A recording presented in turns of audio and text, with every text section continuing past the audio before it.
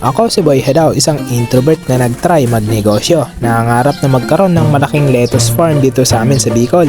This week po harvest na ng ating mga itinanim na lettuce. At ngayong araw nga samahan niyo ako na mag-deliver sa ating nag-iisang reseller sa bayan ng Ocampo. Dapat talaga sa Sabado ko pa i-deliver itong mga lettuce na to, kaso nga lang may paparating nga tayong bagyo. Kaya ayan, wala tayong magagawa kundi mag-early harvest ng ating mga tanim na letsugas. At siya nga po pala sa mga nagtatanong kung saan po ang location ng ating mini lettuce farm, dito po to sa Zone 2 San Antonio, Ocampo, Camarines Sur, pagkalagpas lang po ng chapel. Last month po kasi may nag-order sa atin ng 6 cups of lettuce. Kaso nga lang nung tinanong ko kung saan i-deliver, sabi niya sa Ragay daw. Kaya ayun, hindi na natuloy dahil bukod sa 2 hours ang biyahe papunta doon, bako-bako pa ang daanan.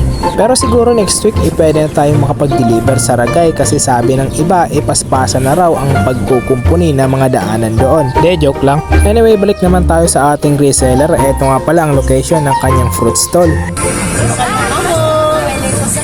Sa mga nakakilala po kay ma'am, comment down below ng kanyang pangalan. Pagkatapos ko makuha yung bayad, diretso na rin bumili ng aming pananghalian na sinigang na baboy na may kasamang berdorang bungkokan.